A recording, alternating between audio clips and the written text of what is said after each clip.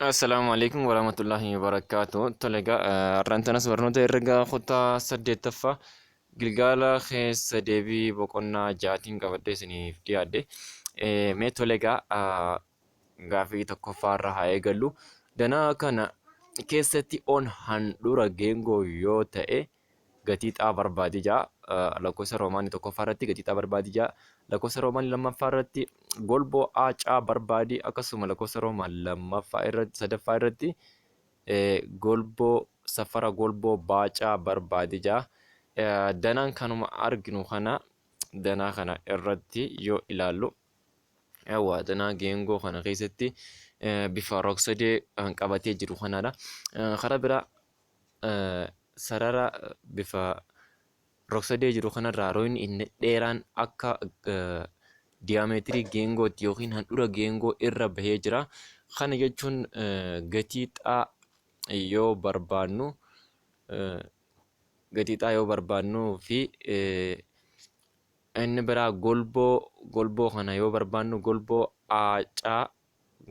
aacaa fi golboo akkasumallee golboo baacaa golboo aacaan eessatti kan argamu asiin kan argamu kana golboo baacaan ammoo asiin kan argamu kana asirra dhaabbanni ammaan tana yoo gatii xaa yoo barbaannu golboon garri olii kuni 180 yoo ta'u qofti asiin caa irratti uumamu kuni qofti caa irratti uumamu qofti bakka caa irratti uumamu kun walakkaa isaatii 90 jechuudha. Kanas gatii xaa yeroo argannu gatiin xaa maal ta'a 90 ida'uu 4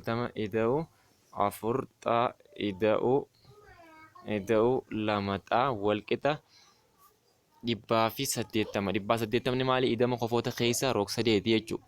90 kun eessarraa arganna walakkaa golboo isa haguugeeti jechuudha. Golboon inni asiin haguugee jiru kun 180 innaa ta'u 180 kana lamaaf yoo irra 90 arganna. Tole egaa asirraa 4 xaa ida'uu 2 xaa walqixa ni ta'a 6 xaa ta'a. 6 xaa ida'uu 90 walqixa 180. Tole egaa asitti hir'isuu 90 hir'isuu 90ti. Tole egaa asirratti 6 xaa ida'uu 90 walqixa ni ta'a 180. Gama lachuu hir'isuu 90ti. 6 xaa walqixa ni ta'a 90 jala 6 jenna. Tole egaa 90 gaafa jajaanni bada gatii xaa argachuuf 90 gaafa jahaaf hir'uu 90 gaafa jahaaf hir'uu meeqa ta'a? Asittiin kana salphifnee argachuu dandeenya. 3 2 ta'a 9 3 ta'a 30 asitti 32 15 ta'a jechuudha. Kanaafuu gatiin xaa 15 ta'a jechuudha. Gatii xaa keenyaa 15 eega arganne amma kan nu hafe golboodha. Golboon asiin aacaa irratti uumamu kuni walakkaa golboon asiin aacaa irratti uumamu kuni qofa baa irratti uumamu yoo lamaan baay'ifne qofti baa irratti uumamtu meeqa yoo jenne 2 baay'isuu xaa bakka xaatti 15 argannee 2 baay'isuu 15 30 ta'a. Qofti baa irratti uumamtu 30 jechuudha. Bakka 2 xaa jiru kanatti qofti uumamtu 30 digriidha. Kanaaf qofa 30 asitti uumamtu kana yoo lamaan baay'ifne 60 arganna. Golboo aacaan golboo safarri golboo aacaa walqixa ni ta'a 60 digrii ta'a jechuudha. 60 digrii ta'a. Akkasuma golboon baacaa irratti uumamu safarri golboo baacaa irratti uumamu maal ta'a? 4 baay'isuu xaan keenya 15 jennee 4 baay'isuu 15 4 baay'isuu 15 jechuun 60 ta'a. 60 yoo lamaan baay'ifne golboo asii kan argannaa jechuudha. Golboo baacaa kan arganna. Kanaaf 120 digirii ta'a. 120 digirii ta'a jechuudha. Inni itti aanu gaaffii lammaffaa danaa kana keessatti oon handhura jedhamas oon handhura gaaffii lammaffaa keessatti jechuudha. Oon handhura geengooti. Safarri kofaa caabaa'oo 76 bakka tan akka kenname kana yoo ta'e golboo aacaa barbaadija. Golboo aacaa kana yoo barbaannu akkasumallee safara kofaa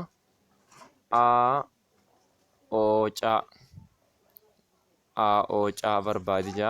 Aocaan asiin kan argamu kana kofaan duraa jechuudha. Akkasumallee ocaabaa barbaadija. Ocaabaan asiin baa kanarratti isa uumamuu jechuudha. Tole egaa inni asii 76 qofti baarratti uumamu kun eega ta'e golboon isa haguugee kanuma lamaan baay'isuu jechuudha. 76 lamaan yoo baay'ifnu 76 lamaan yoo baay'ifnu 152 ta'a. Kanaaf golboo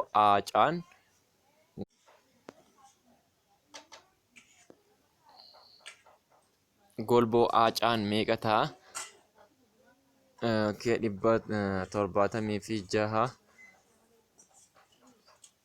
76 baay'isuu 2 wal qixa ni ta'a. 152. Kanaafuu golboon asiin argamu kun 152 ta'a. Qofti asiin uumamu kunilleen 152 ta'a jechuudha.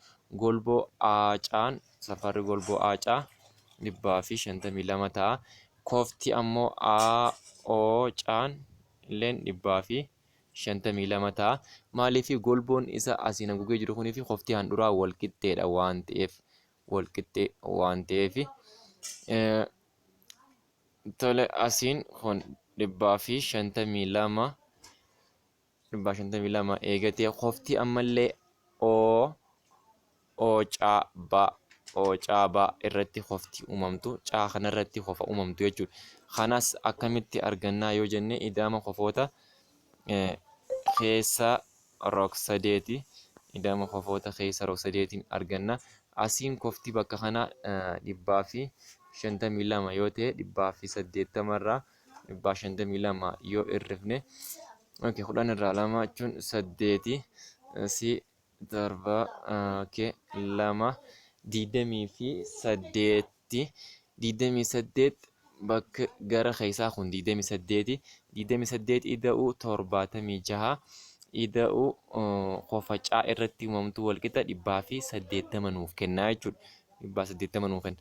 Tole 76 ida'uu 28 76 ida'uu 28 8 fi 6 14 takka 7 fi takka 8 dhibbaa fi 4 180 irraa hogguu 4 fuunu 10 irraa 4 6 asitti 7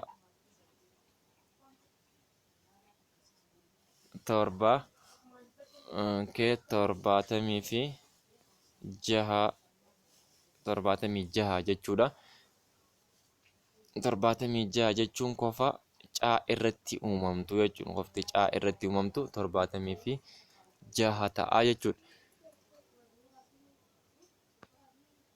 76 kana jechuun 76 ida'uu 76 ida'uu 28 wal qixa 180 jechuudha. 180 nuuf kenna waan ta'eef kanaaf qofti caabaan maali? 76 ta'a jechuudha. Inni itti aanu gaaffii sadaffaadha. Gaaffii sadaffaa irratti danaa kana keessatti safarri rogni baan aabaan paralaalee yookiin waltarree caadaadhaa wajjin waltarreedha jedha. Asirra dhaabbannee qofa aacaan kamii golboo aacaa isa asiin argamu kana akkasumallee gatii qubeewwan Giriikii kanaa teettaa gaammaa fi epsiloonii yoo jenne ammallee safara golboo baadaa sararri lameen kun waltarreedha taanaan sararri lameen kun eega waltarreedha ta'e kofti asiin caa irratti uumamtu kanii fi kabaa irratti uumamte kun 24 walqixxuma ta'a 24 ta'a. Golboon isaa haguuge garuu lama baay'isuu 24 ta'a 48 ta'a golboo aacaan jechuudha. Golboo aacaan 48 ta'a 48 ta'a. Akkasumallee golboo baadaanis bakki caarratti uumamu kun asiin 24 bakki kun 24 waan ta'eef golboon baacaanis akkasuma lama baay'isuu 24 48 ta'a bakki kunis 48 ta'a 48 ta'a. Akka kanatti gatiiwwan qubeewwanii kana yoo barbaannu immoo gatii qubeewwanii teettaa yoo barbaannu asiinis bakki teettaa kanaatis 24 ta'a jechuudha. Teettaan kunis maal ta'a? 24 ta'a. Maaliif golboo isaa haguugee jirutu 48 waan ta'eef 24 ta'a. Inni itti aanu immoo epsiloonii fi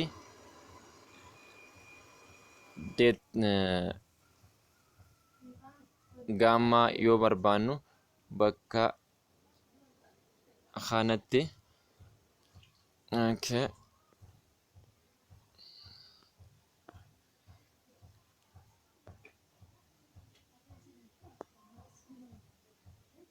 asitti gaammaan kunii fi kanallee ni barbaanna. Amma asirratti qofti asiin uumamuu fi asiin uumamullee wal qixxeedha. 24 ta'a jechuudha. Asiin kan uumamullee 24 ta'a jechuudha. Asiin golboon kun ammoo 48 jennee golboon bakka tana 48 asiin kan uumamullee 48. Amma 48 ta'uu 48 hiruu lamaa yoo jenne qofa bakka tanaan uumamtu qubee Giriikii kana qofa bakka tanaan uumamtu kana 48 irreessu ida'uu 48 hiruu lamaa yoo jenne 48 ida'uu 48 hiruu lamaa 40 fi 8 nuu kenna waan ta'eef qubeen Giriikii bifa kana qabu gaammaa jaamaa inni kunis 48 ta'a jechuudha. Inni biraa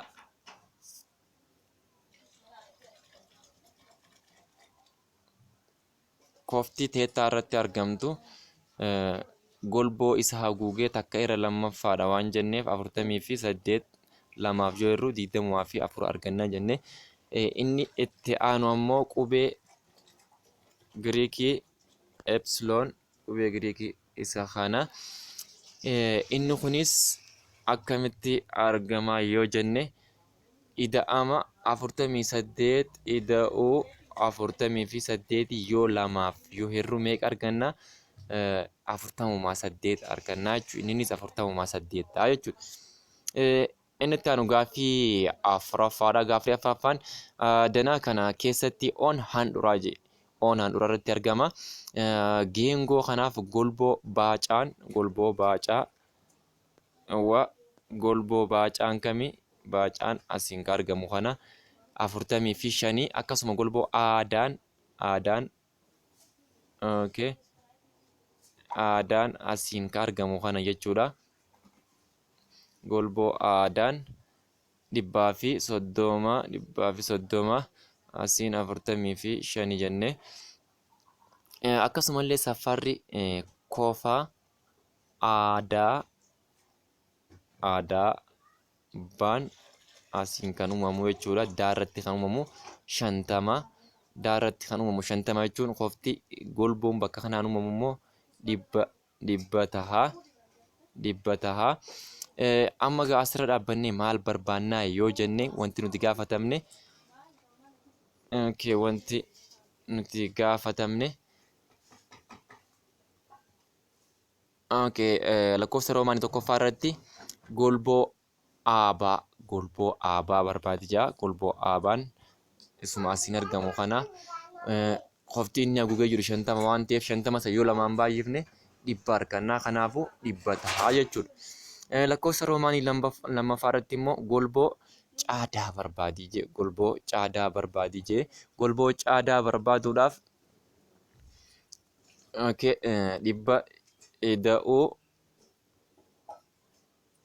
dhibba ida'uu asiin kun 45 jenne 45 ida'uu inni asiin nu kenname garri gadii kunis 130 ida'uu golboo silaa caa fi daa kana yoo walitti daane 360 ta'a. 360 ta'a. Hunda isaanii kana yoo walitti daane kan nuti argannu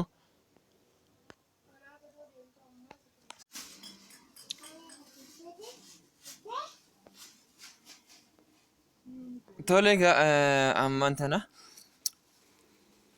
golboon asiin jiru aacaan kun 100 jennee maaliif daarratti kan uumameetu 50 waan ta'eef ida'uu akkasuma baacaan 45 jennee ida'uu gara gadii kanaan inni uumamu ammoo 130 jennee ida'uu golboo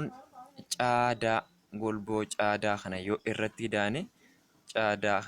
daane waliigalli isaanii 360 ta'a jechuudha. Kan nuti barbaannu garuu caadaa kan nuuf hin kennamin kana barbaanna waan ta'eef ida'uu 45 ida'uu 30 walqixa ni ta'a. 275 ida'uu caadaan walqixa ni ta'a 360 jenna.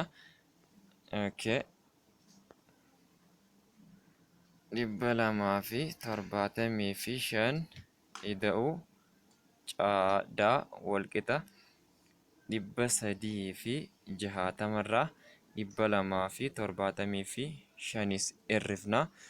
10 irraa 5 jechuun 5 asitti 15 irraa 7 hogguu fuune 85 ta'a jechuudha. Kanaaf golboon bakka kanaan uumamu kun 85 eega ta'e 85 eega arganne gaafatamnes isa waan ta'eef golboon caadaan 85 ta'a jechuudha. Qofti golboon kun haguuge qofti handhuraatillee meeqa ta'a? 85 ta'a jechuudha. Gaaf lakkoofsa roomaanii sadaffaa irratti gaafatamne qofti caadaa irratti uumamtu caadaa bakka kanatti kan uumamtu walakkaa isaa asiin golboo asiin uumamu kanaati. Golboon kun 85 eega jennee 85 yoo lamaaf hirru 85 lamaaf yoo hirre maal ta'a? 42.5 ta'a jechuudha. 42.5 ta'a bakka kanatti inni uumamu.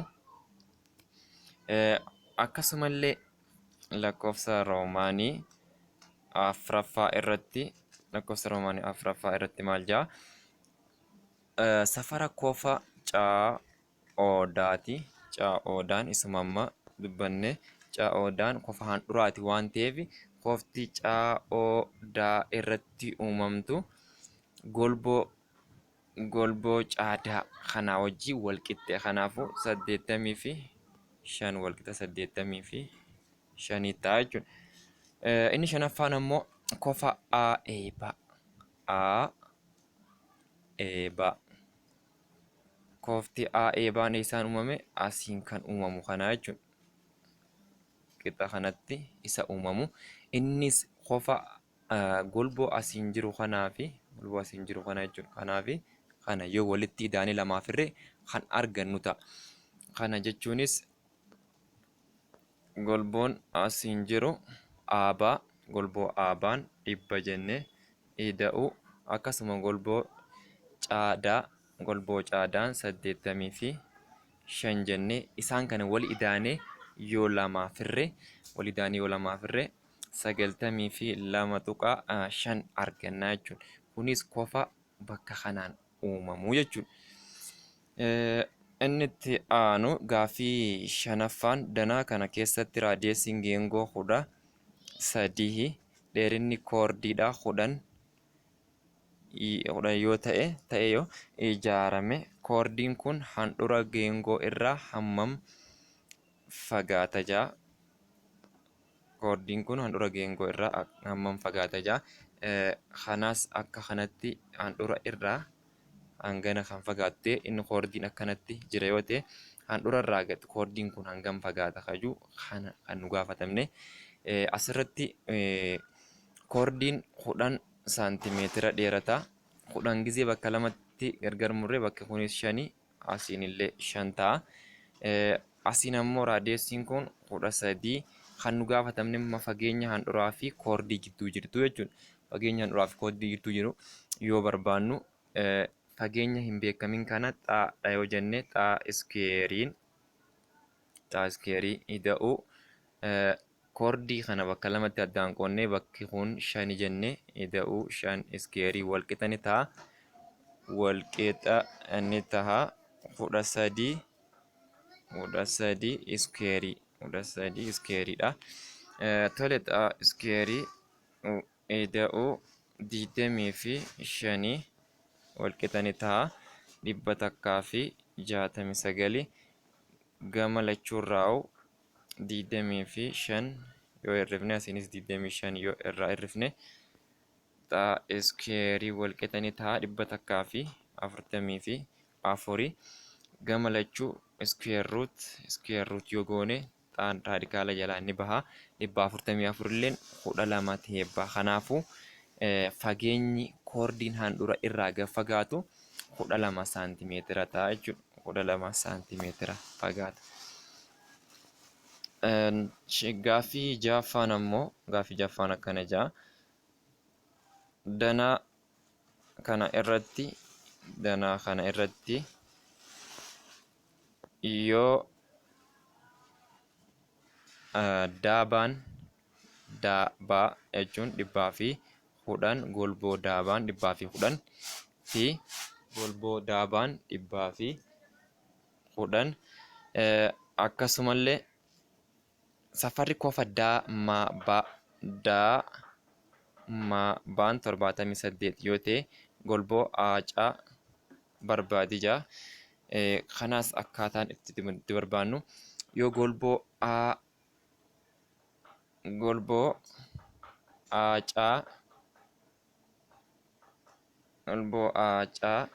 ida'u golboo daabaa yoo walii idaanee lamaaf yoo hirre 78 kana arganna. Garuu 78 nuuf kennamee jira waan ta'eef 78 kennamee jira. 78 walqixa ni ta'a. 78 walqixa ni ta'a takka irra lammaffaa golboo aacaa ida'u daabaa jenna. Amma kan nuti barbaannu garuu aacaa barbaanna waan ta'eef 78 walqixa ni ta'a takka irra lammaffaa aacaa ida'u 110 nuu kennamee jira waan ta'eef amma yeroo kana maal goona gama lachuutu lamaan baay'ifna. Lamaan yeroo baay'ifnu 78 baay'isuu 2 156 ta'a. Asiin 2 baay'isuu takka 2 ta'a lama jala lamaa yoo jenne takka ta'a. Aacaa ida'uu 110 jenna. Amma 156 wal qixa ni ta'a. Aacaa ida'uu 110 yoo ta'e hir'isuu 110 hir'isuu 110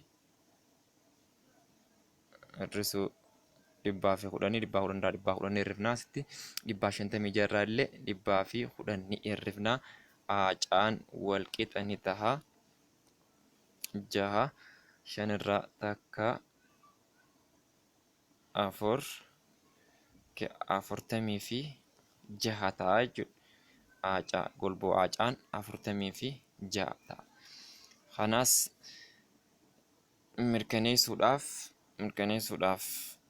yoo jenne asii 78 kun wal qixa ni ta'a. Takka irra lammaffaa 46 ida'uu 110 yoo walitti idaanee lamaaf yoo hirre 78 kana argannaa jechuudha. 78 kana arganna. Asii 6 fi 0 6 4 fi 5 4 fi takka 5 takka 156 yeroo lama wal qixa 78 wal qixa 78. Garuu kan nuti gaafatamne gatiin aacaa golboo aacaa kan gaafatamne golboo aacaa sun meeqa ta'a? 46 ta'a jechuudha. Inni itti aanu gaafii torbaffaadha. Gaafii torbaffaa irrattis maal gaafate? Danaa kana irratti hundaa'uudhaan gatii A barbaadi. Ammallee gatii beettaa barbaadi jedhe. Gatii A barbaaduudhaaf hundi isaanii qofoonni asirraan jiran kun asii 5A 3A 6A fi 4A walitti hidhame 360 ta'uu 5A ida'uu 3A ida'uu 6A ida'uu 4A hundi isaanii walii hidhamee 360 dhufaa jechuudha. 5 ida'uu 3 ida'uu 6 ida'uu 4 ida'amni kanaa meeqa ta'a? 18A ta'a. 18A wal qixa ni ta'a 360 gama lachuu 18 irraa 18 irraa A barbaaduu deemna waan ta'eef jechuudha. Aan wal qixa ni ta'a 360 18 yeroo hirru 18 takka gaa 36 yoo fudhanne 0 irraa lafa dhiifne jechuudha. 36 18 2 0 cina gaffannaa 20 ta'a jechuudha. Gatiin A 20 ta'a jechuudha. Aan keenya 20 eega tahee amma maal barbaadi jaa? Beettaa barbaadi jaa. Beettaa barbaaduudhaaf